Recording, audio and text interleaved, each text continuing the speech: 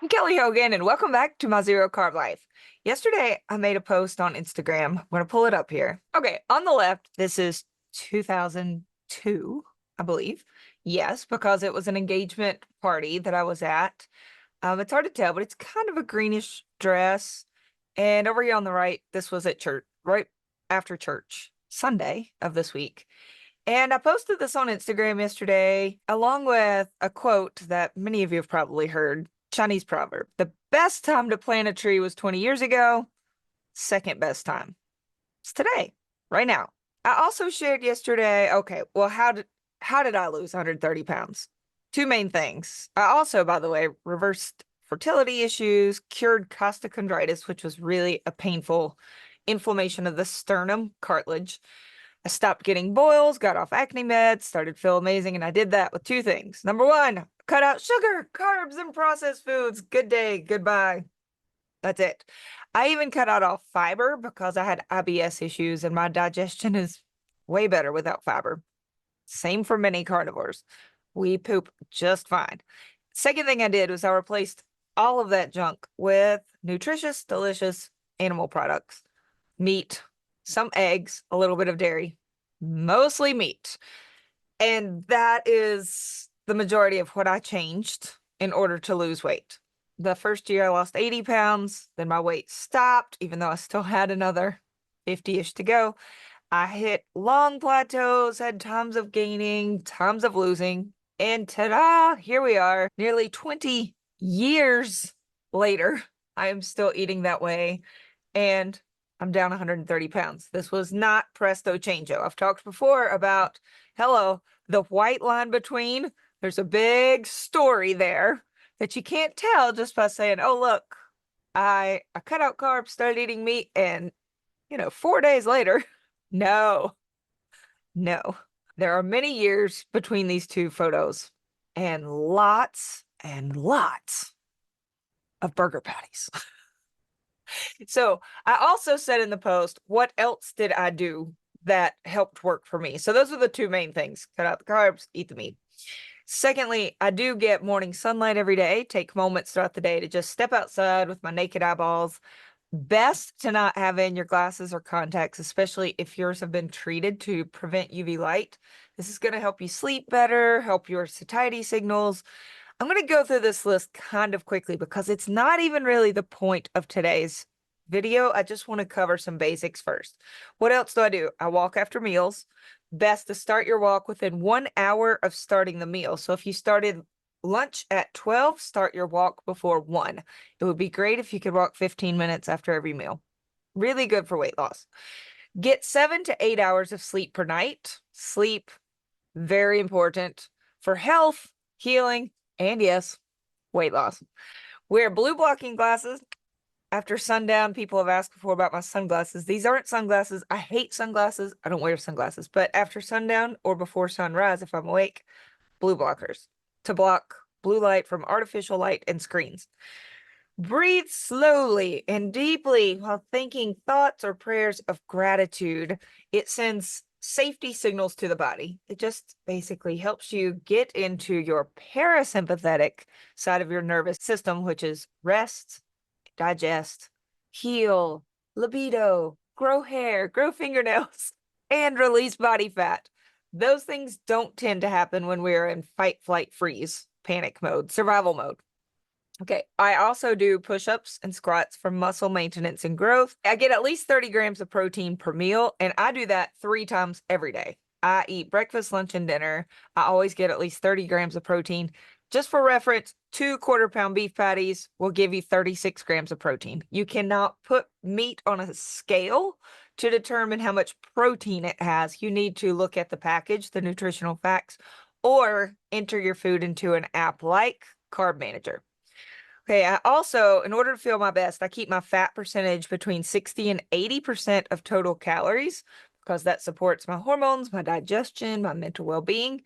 If you're just eating a wide variety of meat, lots of meats, you are probably already doing that without even trying because burger patties, ribeyes, chicken wings with skin, bacon, butter, if you were to eat a wide variety of all of these foods, your fat will stay between 60 and 80%. I had to stop under eating because there have been times when I did under eat and have to eat enough for my age, size, and activity level. For me, I can maintain my weight at 2,300 calories easily.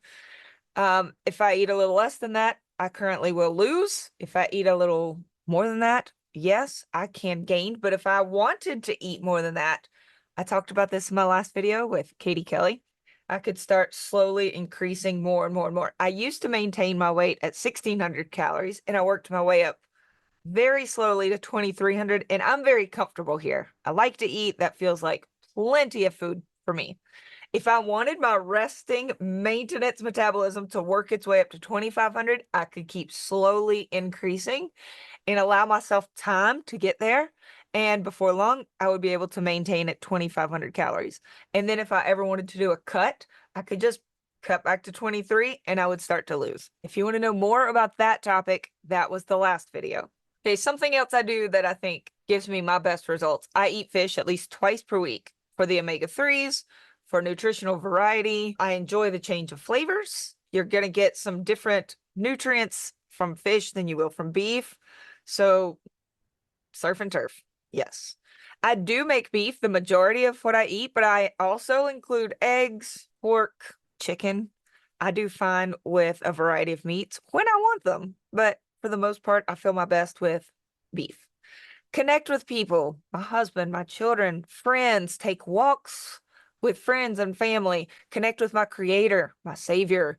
All of those relationships make me feel really loved and safe. When we feel loved and safe, we're more likely to heal. And my last tip is make your life, including your bedtime, enjoyable, entertaining, fun, lovely enough that food does not need to be my greatest source of entertainment and joy. So back when I was a foodie, there were many things in my life I couldn't enjoy. I didn't have the energy and health to enjoy hiking. I didn't have the confidence to feel really great in the bedroom. There were many things about my life that were lacking joy, but I was getting all of that joy and pleasure from food. Well, I still get a lot of pleasure from food when I'm hungry. When I'm hungry, my burger patties taste amazing. When I'm hungry, a big plank of salmon with some fried eggs, a couple burger patties. Oh, I get so excited every single time. But when I'm not hungry, my life now has many ways to give me joy and dopamine, which is what we're going to talk about today. All of that long intro to say, I've made some changes in my life.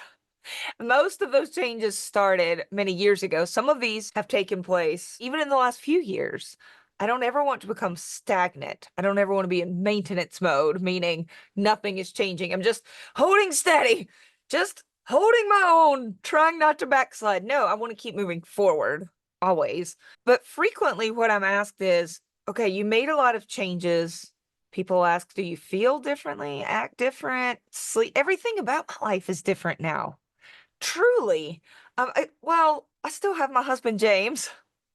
I still love the Lord. I still have my family. Like I guess some things stayed the same. The main characters have stayed the same, but most everything about how I feel, how I eat, how I act, lifestyle, many things have changed.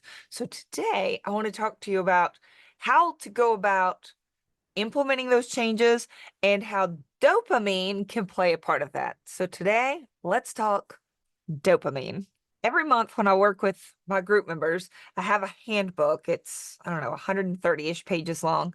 It's very clickable. They also have access to the TDEE, the Total Daily Energy Expenditure Calculator, that basically estimates how much meat a person needs to eat based on their age, gender, size, and activity level. Part of the handbook that they get includes the section that I'm going to go ahead and pull up now about dopamine. Okay, so we're in the handbook now. You can see they have the TDEE here at the top. There's some starter tips, common mistakes, frequently asked questions, things about electrolytes, how to get started, the ordering guide, lab work recommendations, lots of stuff. But today, where are we going?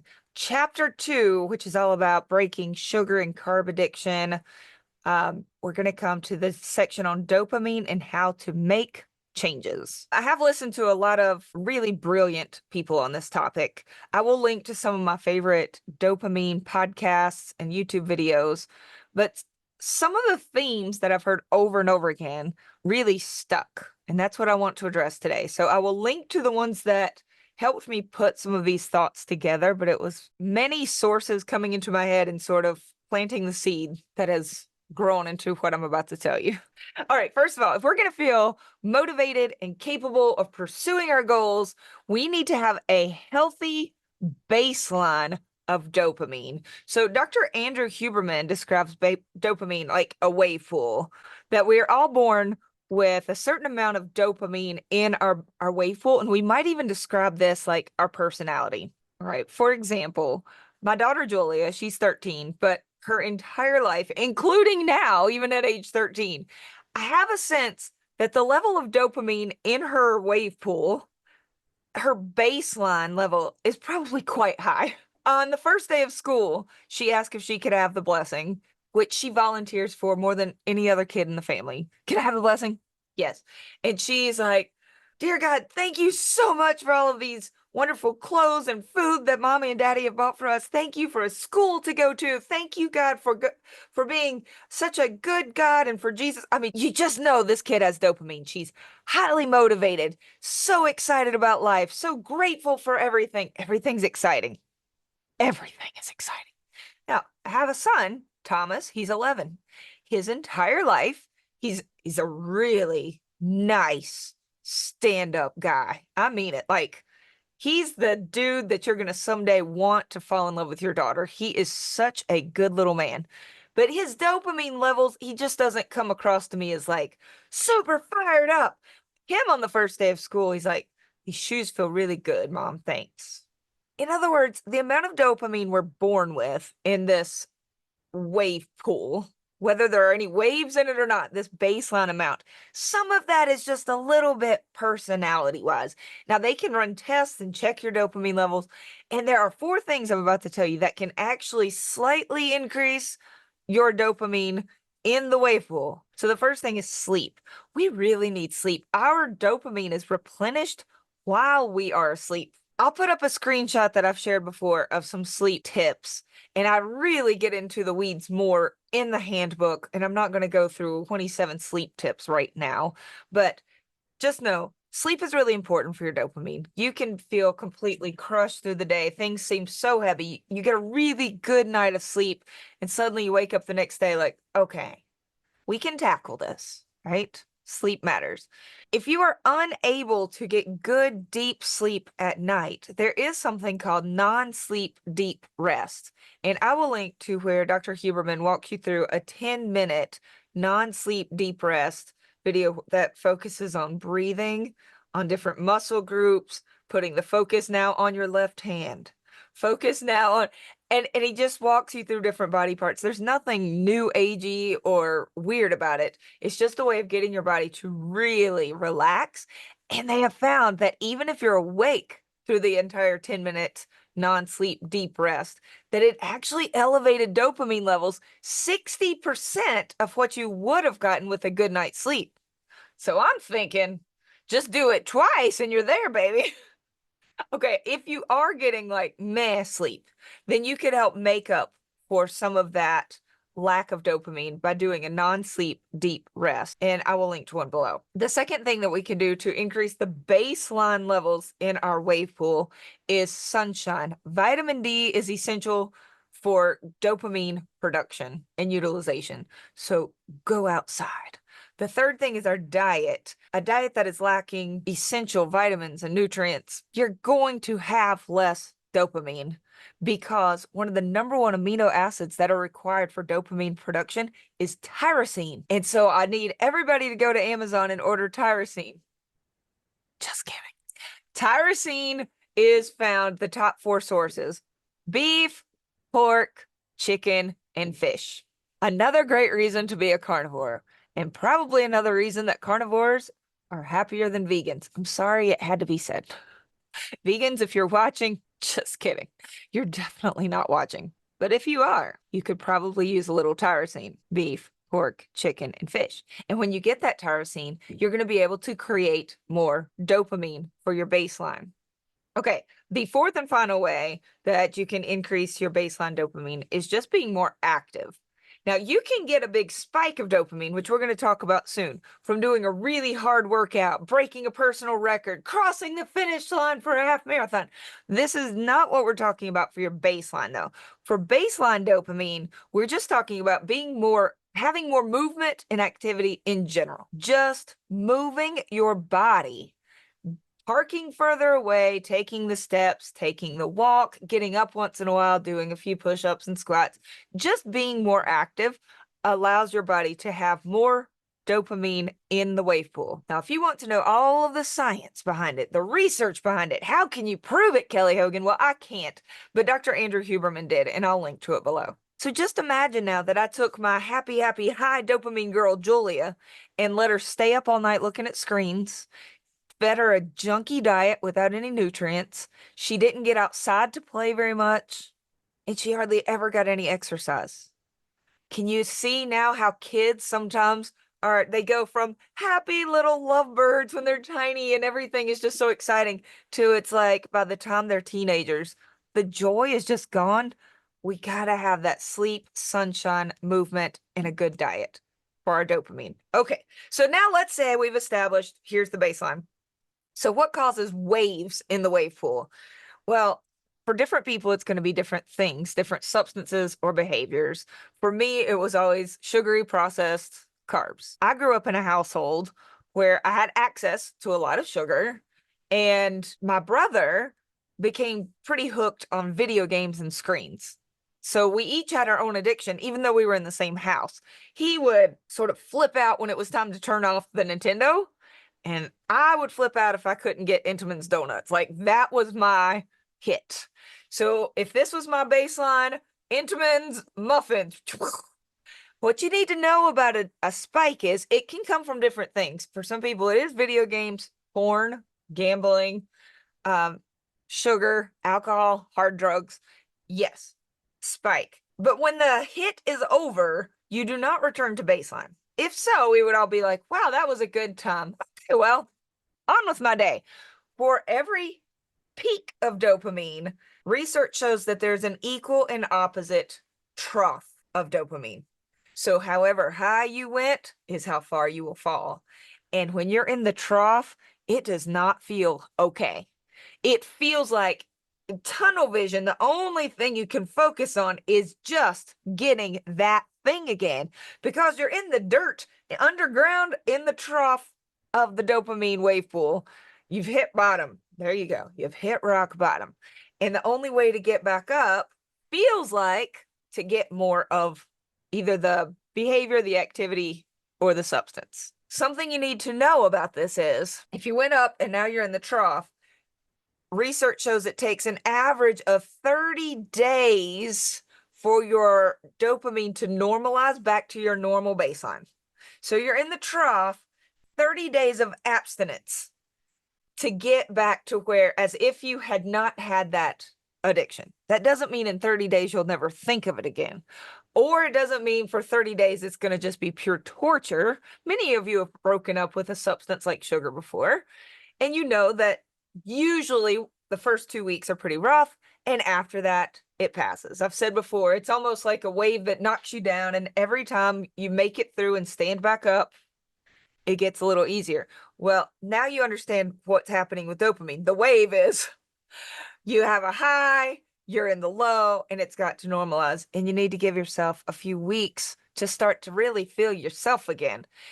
To get that to normalize quicker, this is good news, bad news. You can do it quicker than 30 days, but 30 days of abstinence will probably do it. To do it quicker than that, the answer is do something intensely hard. I know. So what I'm saying is you're having a real hard time down in the dopamine ditch. And now what I need you to do is do something super hard. Yep, that's what research shows. So what could that be? A really hard workout, not just parking a little further away and adding movement. That's to increase your baseline. To get out of the ditch, it needs to be like, yes, I'm trying to set a personal record. I'm lifting as hard as I can. I went to failure. I'm sweating. I ran a little further than I thought I could run. Or something really hard, like I sat in the ice bath, or I turned the water to cold. And something that is a challenge that you have to push through, make it something safe. Don't want anybody jumping off of cliffs in the name of, gotta get my dopamine back up. Okay. Something safe but difficult where you have to push through the challenge actually gives us such a rise of dopamine that it can get you back to your baseline pretty quickly without giving up your abstinence to go back to the substance or behavior. Pretty cool, right? Another cool thing to note about dopamine, when you just think about getting whatever gave you that wave, whatever gave you the peak, whether it was the activity like gambling or the Entenmann's muffins, just the thought of it will cause a slight rise in dopamine. Not a huge peak because you didn't eat it. You just smelled it or saw the commercial. You thought about it. And there's going to be a little rise in dopamine. This is anticipatory dopamine. You are anticipating getting the thing that gave you the peak of dopamine. When that happens, and I have talked about this before, I'll link to a video all about anticipatory dopamine. But when you have that little rise, you might see it as, oh no, I have a craving. Because what dopamine does is it motivates us to get into seeking mode. Go get it. Dopamine is good like that. Otherwise, we might just lay around all day thinking of the things we want and go, never mind. I'm just going to lay here and starve to death. Dopamine gets us up and moving, but this little rise of dopamine, the anticipatory dopamine, if it gets you up and going to get something, it's like acting as a little reward that's in your brain, sort of like Pavlov's dog. Every time there's a bell and then you reinforce it with the treat, right? The dog starts to get excited about just the bell. So you've got this dopamine that's already there in anticipation. If you go and get whatever your addiction is that gave you that peak. So for me, the muffins, for some people, the gambling, my brother, the video games. If you go and do that thing while this little tiny bit of anticipatory dopamine is there, you are just going to crave it more and more. You have reinforced it. Yep, bell rang, here's the treat. Done. You are more addicted now. So don't do that. Seriously, don't do that. While you're anticipating and you've got this little reward of dopamine in your brain, choose wisely, really wisely. Choose to take a walk. Choose to eat the steak or the bacon. Choose to drink some water, have a prayer, do some gratitude, do some journaling. Do whatever it is that you want to crave. Sometimes women say, I wish I had more libido. Well, when you have a craving for something not healthy and you choose in that moment to engage with your spouse, then yes, you will actually start to crave whatever it is you did while that hit of anticipatory dopamine was acting in your brain already. So pick something that you wish you wanted more of in your life. If that is, I wish I enjoyed resistance training. Well, wait for that little craving to come and do it then. Drop and give me 20, baby. You're going to start to crave that. So that's just one way you can use dopamine to your advantage. When it comes to making changes, we also need to be really aware of some thoughts that can come to us that can start to hold us back. Our brains would like to get the most dopamine hit in the easiest way possible. It's not just that we could say, oh, because our brains are dumb. No, they're very efficient. If your brain knows, oh, you could just open a big bag of muffins or play some video games and get a huge hit of this dopamine, well, that seems easier than lifting weights, eating steak, getting good sleep, taking what right. So our brain will try to find a quick workaround. And one way that brains can sort of try to trick us is by saying, you're not going to do it 100% of the time. So perhaps for you, you're thinking about doing carnivore and you've got this little voice of self-sabotage that says, you're not going to do it 100% forever. You know that. So why bother? It makes it all or nothing. self-sabotage. All or nothing. And I'm here to tell you it's all or something is better than nothing. Go all in, go some in. It's all better than none in. Recognize it. Say, oh, it's not all or nothing. It's all or something. And I don't have to commit for the rest of my life, but I know that for today, for this next meal, I can do carnivore, and I'm going to do what I can in this moment and let tomorrow worry about itself. The Bible says that tomorrow has enough worries of its own. Don't even worry about it. What can you do today? And just recognize that voice and how to deal with it. I do not have to promise to be 100% perfect forever. I just know that in this day, I can eat a carnivore meal. I can take a walk today. I'll figure it out after today. Another thought that may pop up is all of the shoulds. I've heard people say, don't should on yourself all day. I should do this, should. Oh, I should take the walk. I should start carnivore. Instead of that, because brains really don't care about that, it becomes the womp, womp, womp, womp, womp, womp, like the Charlie Brown teacher. Instead of shoulding all day, ask yourself a curious question. How much better would I feel if I did carnivore for 30 days? What would my sleep scores look like if I did carnivore for 30 days? How much weight would I lose in the month of September if I did carnivore for 30 days and took a 15-minute walk every day? What can I commit to? And then ask yourself some curious questions about it to get the ball running. Make it an open-ended question. How much this? How much better would that? Make it something preferably measurable. So if you say how much better would I feel, okay, we'll have a rating system. 0 is I couldn't get out of bed. 10 was I felt like $1,000,000. And then rate yourself every day. How are you feeling today before starting? A 5?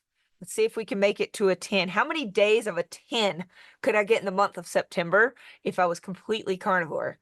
These curious questions get your brain excited about the change. Much more than, I know I need to. That gets us nowhere. Another thing that we tend to do is give ourselves a reward to motivate ourselves. And sometimes the reward is something that we could just go out and buy right now. So let's say you've got plenty of money in your bank account, you're doing fine, and you say to yourself, if I stay carnivore for 30 days, then I'm going to go out and buy myself a coffee. Your brain is like, hey, dummy, you got enough money to do that right now. Skip this whole process. Just go buy the coffee. I saved you a lot of time here. You're welcome. So instead of teasing yourself with treats, first of all, I would never reward myself with something that got me sick in the first place. So I would not offer myself like, if I'm good for a whole month, then I can have some carbs. I wouldn't do that. But even little tricks like, if I do this, then I'll go buy myself something, but it's something you could easily get today anyway. Your brain already knows that. So I would aim for a reward that you can't just go out and buy. Maybe it is, if I stay carnivore for 30 days, then I'll be able to fit into that dress that I've been wanting to wear. And it might be even a smaller size, or I might be able to get back into those pants that are hanging in my closet. You can't go buy that, right? You can't buy the fact that you might be able to get up off the floor when you play with your kids or grandkids. You can't buy making the scale drop. You can't buy making inches disappear. You can't buy muscle mass. You have to earn these things. So the reward could be something that you have to literally, you have to work for it to get it. Also, doctors have said that the idea of unknown pain is not motivating. So if you ever have looked at a pack of cigarettes, it'll say may cause lung cancer. And most people are like, it may not. And many people have started smoking from a pack of cigarettes that says may cause lung cancer, right? Because it may not. This is an uncertain pain. And most people do not care about uncertain pain. It's an unknown future. It may not. Instead of focusing on unknowns, like saying, well, if I keep eating this way, I might get Alzheimer's someday, and I might get this, I might get that. Instead, I would focus on, hey, in the past, when I ate sugar and carbs and processed food, Kelly Hogan, definitely had acne and boils and costochondritis pain, and I didn't have a period for a long time. My fertility was all messed up. My hormones weren't good. I had lots of anxiety, And also, I was obese. Like, this is not an unknown, carbs may cause this for me someday. No, this is been there, done that. And I don't want to go back. Connecting to a very certain, specific pain or issue that foods cause or that the activity caused, whatever your addiction was.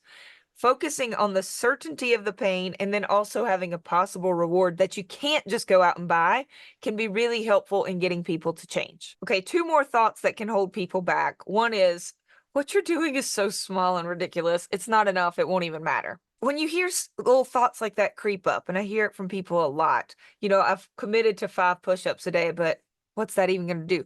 You are putting habits into place. If you get into the habit of doing 5 push-ups, then next month you could just as easily be in the habit of doing 10. You can always increase it. When that voice creeps up to say this isn't enough, it's not going to make a difference. It doesn't matter. The habits matter. The habits will add up. You are simply laying bricks that are going to add up to the wall.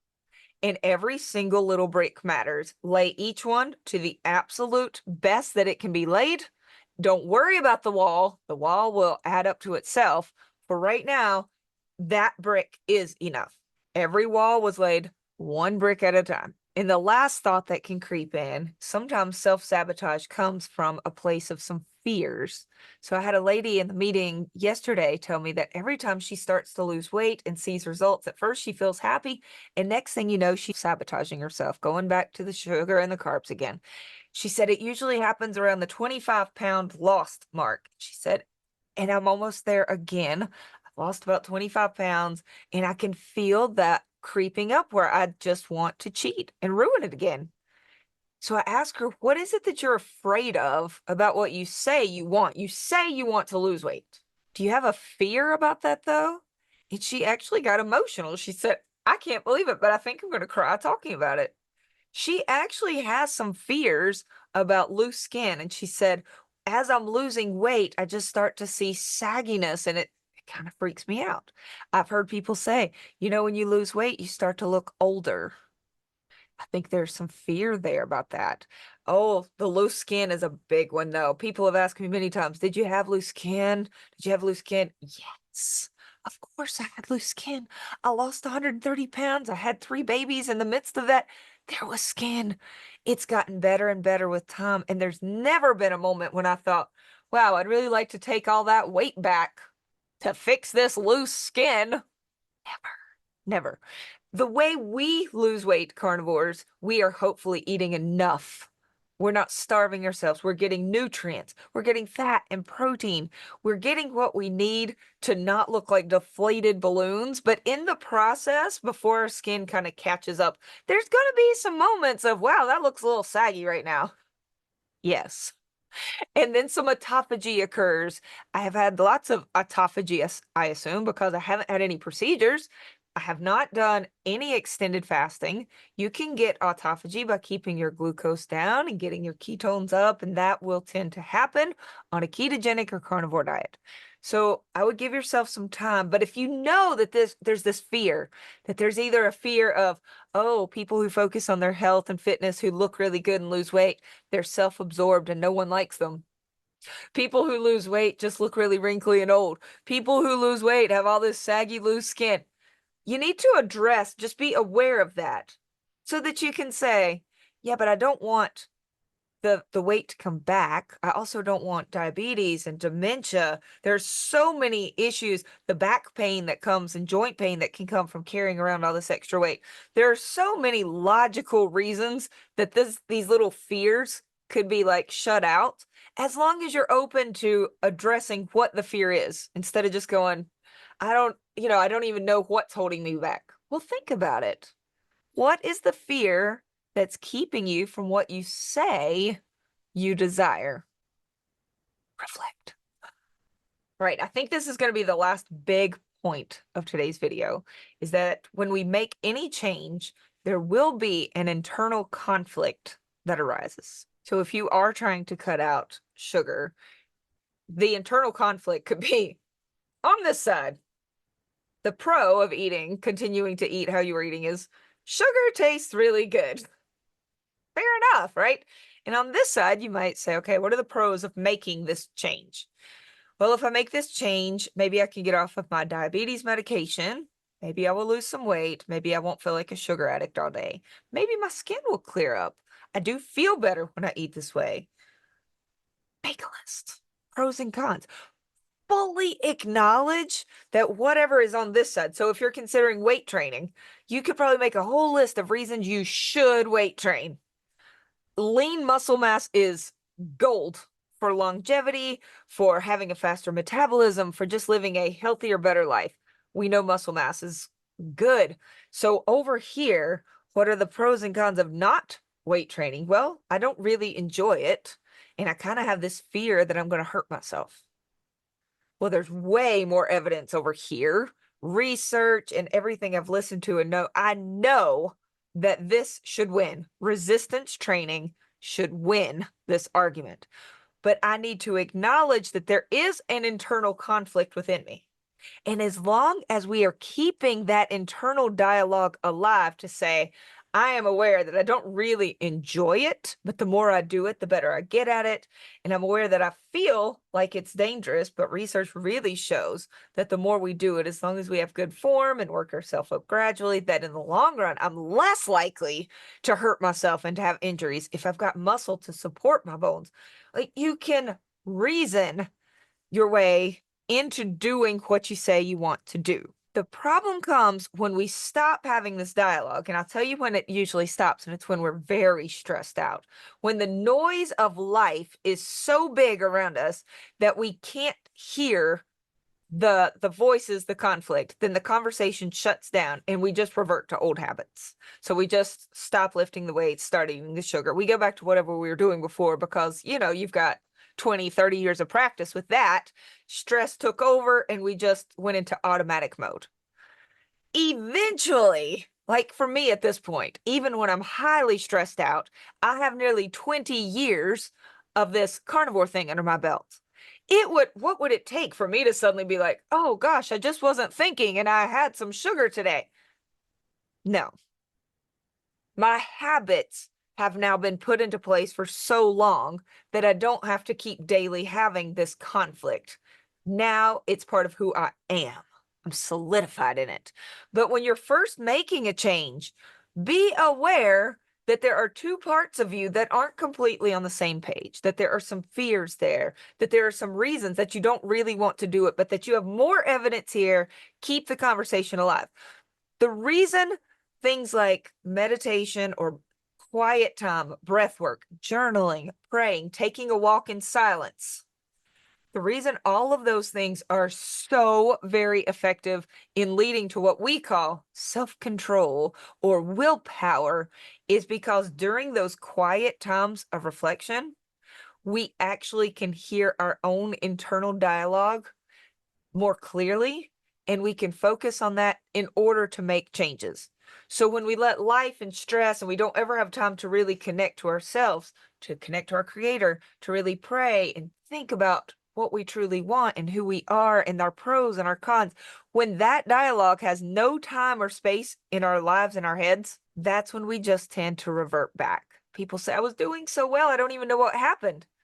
Right. So make time for this quietness. Some people choose to do it by doing some breath work videos, meditation time, writing silently, walking in quiet time.